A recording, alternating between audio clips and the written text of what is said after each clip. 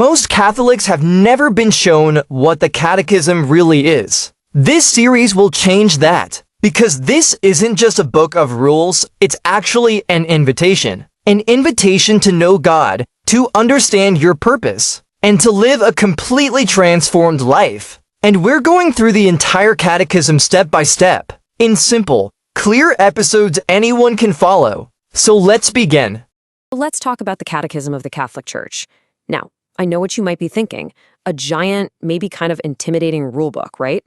Well, today we're going to flip that idea on its head.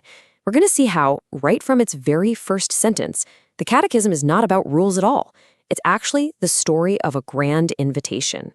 The entire book, all 900 some odd pages of it, kicks off by asking one of the biggest questions you could possibly imagine. What is God's ultimate plan for all of us? It doesn't start with a don't do this. It starts with this massive foundational question about our very purpose. And boom, right there in the very first paragraph, we get the answer. It's a plan of sheer goodness. The whole point isn't just about obedience, it's to share in God's own blessed life. That one phrase changes everything.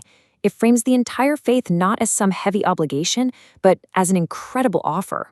So the big takeaway here is that this is not a legal document. It's the beginning of a story.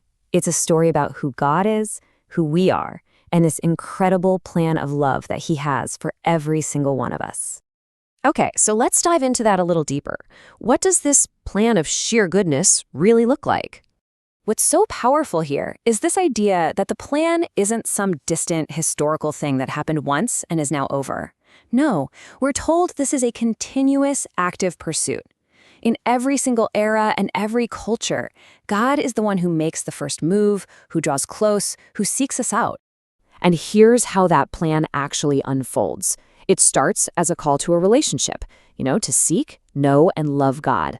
Then it becomes this plan of rescue, of gathering a scattered humanity back together.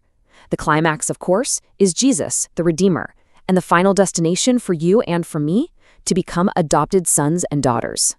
Okay, so if this is God's big plan, how does it actually get from some historical event to us right here, right now? This next part is all about how that plan becomes a mission. You see, the plan was never meant to be a secret. Christ gave a direct command, what we call the Great Commission, to His first followers. He set up a living, breathing way for this message, this invitation to echo throughout the entire world and across all of time. But here's where it gets really personal. This mission wasn't just for the original 12 apostles. The text makes it crystal clear that every follower of Christ in every generation has a role to play in passing on this story. It's a call for all of us. And this isn't just some vague idea either. The Catechism lays out 4 really concrete ways this handing on happens. And here's the cool part. If you've ever looked at the book's table of contents, you'll recognize these immediately. They are the 4 pillars, the 4 main sections of the Catechism itself. What we believe, which is the creed, how we live, our moral life, how we worship in the sacraments, and our relationship with God through prayer. Now, this whole act of handing on the faith actually has a specific name, and understanding this one word is really the key to unlocking the Catechism's whole purpose. The word is catechesis. It's the official term for the Church's entire mission to educate and instruct. It's all about helping people come to believe, and then helping them live out that belief to the absolute fullest. But here is the most important distinction we have to make. Catechesis is not just about dumping information into people's heads. The goal is heart transformation. It's about equipping people for a totally new way of living, a new way of seeing the world and their place in it. So, this teaching doesn't happen in a vacuum, right? It's deeply woven into the entire life of the Church. It's built on everything from that first spark of hearing the gospel, to studying, to celebrating sacraments together, and to just, sharing life in a community. It's a whole ecosystem of faith. So that begs the question, why this specific book? Why was the Catechism of the Catholic Church, published back in the 1990s, written for our time? This timeline is actually fascinating because you can see a clear pattern. Every few centuries, the Church creates these big, comprehensive summaries to meet the needs of the age. It happened after the Council of Trent, and after the Second Vatican Council, which itself was called the Great Catechism of Modern Times, there was this recognized need for a new, clear summary of everything the Church teaches. So the goal was actually pretty straightforward: to create an updated, reliable, and universal reference point.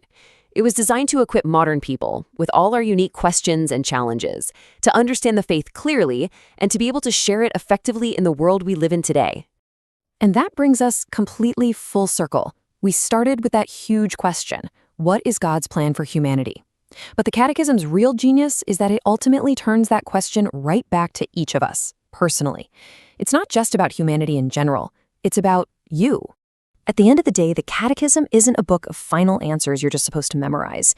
It's a starting point. It lays out the story, the plan, and the teachings, and then it extends that invitation, an invitation to know God, to love Him, and to share in His own blessed life. The only question left is, how are you going to respond?